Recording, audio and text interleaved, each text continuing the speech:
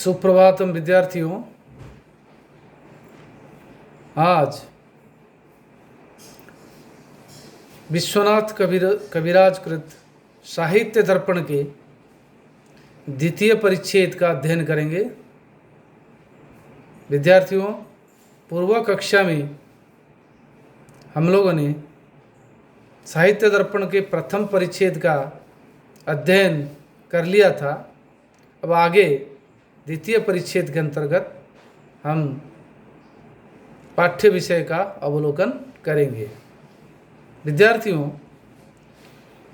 प्रथम परिच्छेद में विश्वनाथ कविराज ने काव्य लक्षण में व काव्य लक्षण की परिभाषा, काव्य लक्षण को निरूपण करते हुए या काव्य की परिभाषा निरूपण करते हुए जो ये कहा था कि वाक्यम रसात्मकम काव्यम, वाक्यम रसात्मकम काव्यम, तो तदिदम वाक्यम किम तावत् व किम तावत् तदिदम वाक्यम व वाक्यस्य किम स्वरूपम तदेव प्रथमं विवेचनीयम् इति धिया तत्र द्वितीय परिच्छेदस्य आदौ वाक्यस्य स्वरूपं निरूपयितुम् इष्यते। विद्यार्थियों, जो आचार्य विश्वनाथ कविराज ने काव्य की परिभाषा या काव्य का लक्षण निरूपण करते हुए कहा था कि वाक्यम रसात्मकम काव्यम, कि रसात्मक वाक्य ही काव्य है। तो वाक्य ही काव्य है और जो रसात्मक है, माने रस जिसकी आत्मा हो, ऐसा वाक्य ही काव्य है। इस प्रकार आचार्य विश्वनाथ ने एक विशेषण के साथ जो विशिष्ट व विशेषण विशिष्ट, जो रस विशिष्ट व रस जिसकी आत्मा हो, ऐसा विशेषण से विशिष्ट जो वाक्य है वही काव्य है, ऐसा कहा है। तो इसमें जो वाक्य जो विशेष है जिसे वो काव्य कह रहे हैं, क्योंकि रसवादी कवि होते हुए भी वे, क्योंकि रस तो क्योंकि वो कह रहे हैं शब्दों और अर्थ में अविनाभाव संबंध है, रस जिसकी आत्मा हो ऐसा ही वाक्य काव्य है। तो ये जो वाक्य क्या है, किसे हम वाक्य कहेंगे, इसका स्वरूप निरूपण करते हुए आचार्य विश्वनाथ कह रहे हैं कि वाक्यम स्याद योग्यताकांक्षा शक्तियुक्तः पदोच्चयः। तो अगर तदेव वाक्यम स्यात्, यत् खलु व यह खलु योग्यताकांक्षा शक्तियुक्त पदोच्चयः तदेव वाक्यम स्यात्। पहले पदोच्चयः वाक्यम, पदोच्चयः इति विशेष्य पदम, विशिष्ट विशेषण पदम किम न योग्यताकांक्षा शक्तियुक्तः, अर्थात योग्यता और आकांक्षा और आसक्ति से युक्त जो पदोच्चय है वही वाक्य है। पदोच्चय माना पदानाम उच्चय पदोच्चय, यानी पदों का समूह। पद यानी शब्द, सुप्तिंगंतम पदम जिसको शब्द कहते हैं, सुप्तिंगंतम पदम, सुबंत और तिंगंत जो पद समूह है उन पद समूह को वाक्य कहेंगे। परंतु जो भी कोई पद हो, जो भी कोई सुबंत पद हो या जो भी कोई तिंगंत पद हो, क्या वो वाक्य, ऐसा जो वाक्य है वो वाक्य कहलाएगा जिसे हम काव्य कहेंगे? पहले नहीं। वो पदोच्चय जो है, वो पदों का जो समूह है, वो आकांक्षा, योग्यता और आसक्ति यानी सन्निधि से युक्त होना चाहिए, अन्यथा वो वाक्य नहीं कहलाएगा। क्यों? ना उससे वाक्यार्थ का बोध नहीं होगा, और वाक्यार्थ का बोध नहीं होगा तो वाक्य नहीं कहलाएगा, और वह वाक्य कभी रसात्मक होकर काव्य नहीं बन सकता है, वह काव्य नहीं हो सकता। इसलिए वाक्य किसे कहेंगे? न पदानम समूह, पद समूह तो वाक्य कहलाएगा, परंतु उसके साथ ये 3 जो शर्त, वो 3 शर्तों की पूर्ति होनी चाहिए। वह है 1 नंबर 1 आकांक्षा, नंबर 2 योग्यता, नंबर 3 आसक्ति यानी सन्निधि। इनसे युक्त जो पदों का समूह वही वाक्य है। तो योग्यता का नाम योग्यता, योग्यता किसे कहेंगे? न पदार्थानां परस्पर संबंधे बाधाभाव योग्यता। प्रत्येक पद का अर्थ है, क्योंकि अर्थ के बिना पद नहीं है, पद के बिना अर्थ नहीं है। क्योंकि महाकवि कालिदास ने ही रघुवंश के प्रारंभ में मंगलाचरण विधान करते हुए इस तथ्य का प्रामाणिक रूप प्रतिपादन किया था। उन्होंने कहा है कि वागर्था संपृक्तो वागर्थ प्रतिपत्तये जगतः पितरो वंदे पार्वती परमेश्वरो। क्योंकि वाग और अर्थ, शब्द और अर्थ अविनाभाव संबंध है। अविनाभाव संबंध में तत्सत्वे तत्सत्वम, तरसत्वे तरसत्वम। उसके होने पर उसका होना, उसके न होने पर उसका न होना। तो ये जो पदार्थ है, पद और अर्थ है, इनका अविनाभाव संबंध है। लेकिन इन्हीं पदार्थों का प्रत्येक पद का जो अर्थ है, लेकिन वाक्य में जो अनेक जो पद रहेंगे तो उन अनेक पदों में अर्थ रहेंगे। उन जो पदों के जो अर्थ है, उन अर्थों में परस्पर संबंध में, एक दूसरे के प्रति संबंध बनाने में, अन्वय बनाने में बाधा का अभाव होना चाहिए। किसी प्रकार विघ्न प्रत्यवाय नहीं होना चाहिए। तो तब जा करके वो क्या कहलाएगी? ना योग्यता। पद समूह की योग्यता क्या है? ना उन पद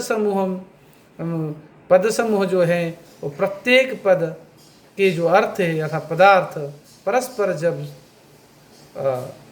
बाधा रहित व निर्विघ्न रूप से संबंधित हो जाए, अन्वितार्थ को प्रतिपादन करे, तब जा करके वो क्या कहलाएंगे? ना योग्यता को धारण करेंगे। और ऐसे योग्यता विशिष्ट पदों का समूह क्या कहलाएगा? वाक्य कहलाएगा। और वह वाक्य रसात्मक होकर काव्य की परिभाषा को चरितार्थ करेगा। परंतु केवल योग्यता विशिष्ट पद समूह वाक्य नहीं होगा। और 2 विशेषण उन्होंने लगाया और 2 शर्त को चुना गया है। वो क्या है? एक दूसरा शर्त जो है क्या है? न आकांक्षा।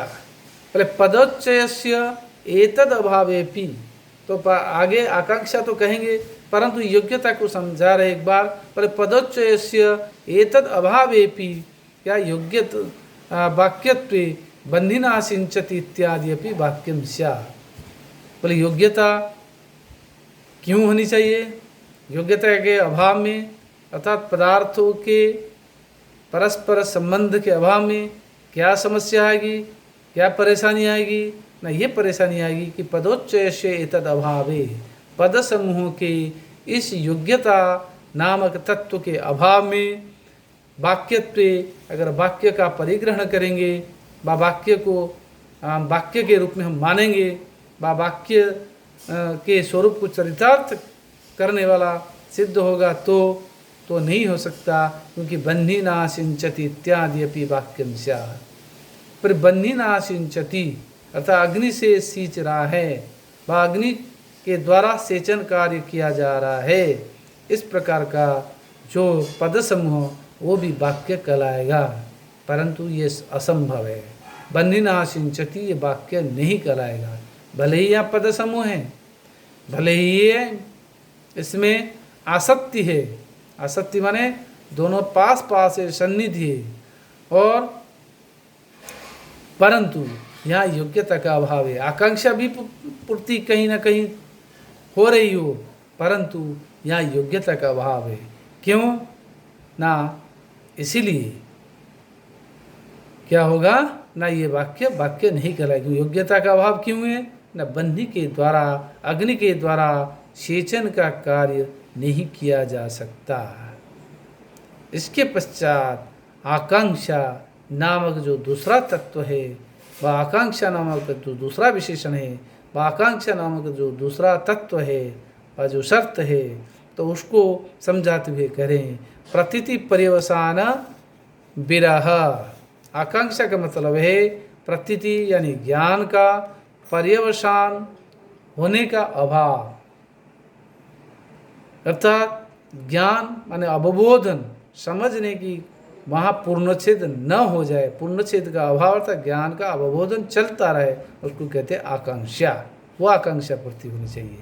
और ये जो प्रतिदि पर्यवसान विरह रूपी जो आकांक्षा है वो क्या है? न सच श्रोतु जिज्ञासा रूप, वो श्रोता की जिज्ञासा रूप, माने ज्ञातुम इच्छा, जिज्ञासा माने श्रोता की जिज्ञासा रहती।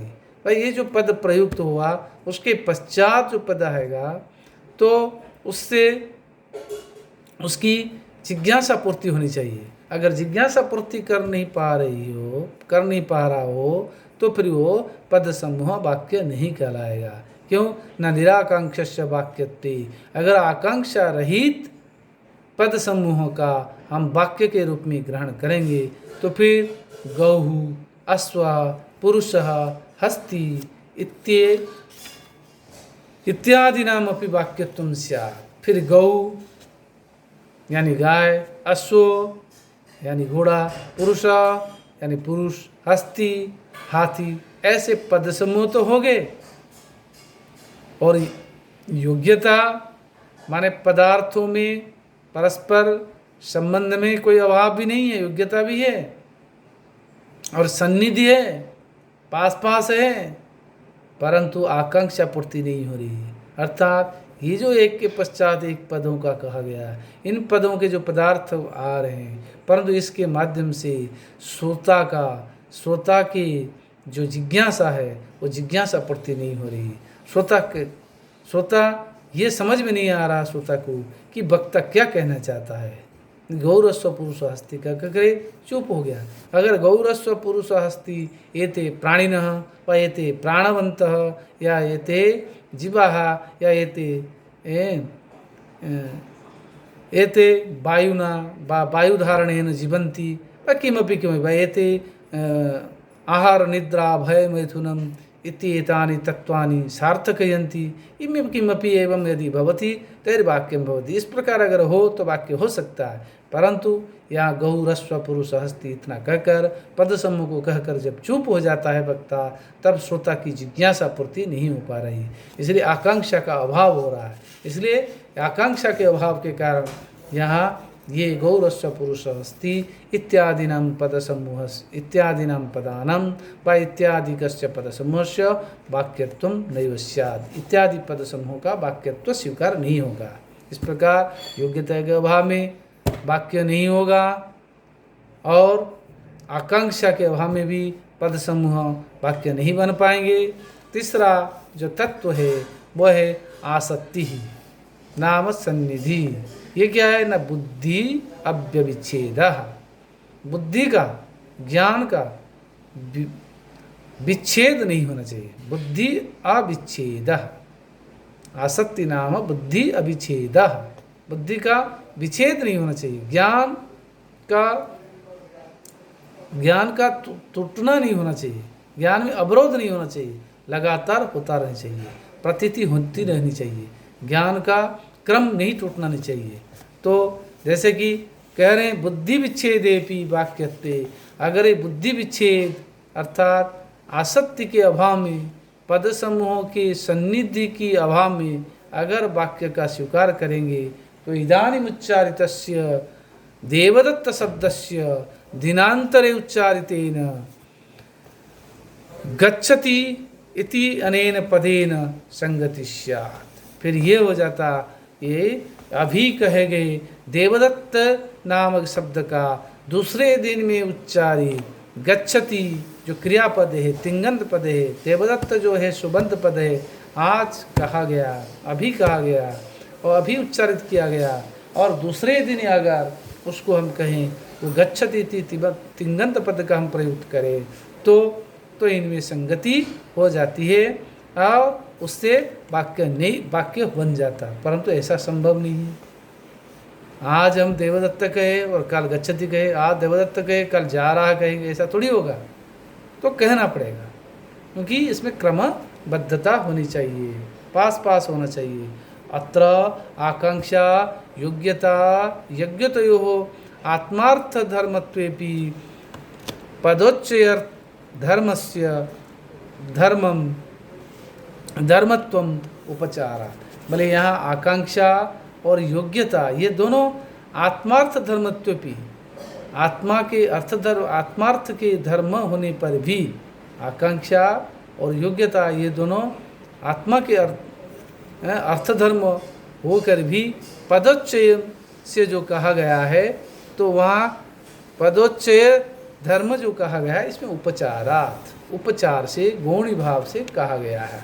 क्योंकि आकांक्षा योग्यता ये जो दोनों आत्मा में होती है, कोई मनुष्य जा रहा है कि पुरुष जा रहा है कि आत्मा का जो अवबोध हो रहा है जो कुछ है, लेकिन ये पदोच्चय हमने क्यों कहा? आकांक्षा योग्यता सन्निधि युक्तस्य पदोच्चय वाक्यत्व जो कहा गया, भले ही आकांक्षा योग्यता आत्मधर्म है, किसी पद समूह का नहीं हो सकता, परंतु उपचार से गौण भाव से इसको लिया गया। इस प्रकार आकांक्षा और योग्यता व योग्यता आकांक्षा और आसक्ति यानी सन्निधि युक्त जो पद समूह है तो उनको वाक्य कहेंगे, और वह वाक्य जो है रसात्मक होकर काव्य कहलाएगा।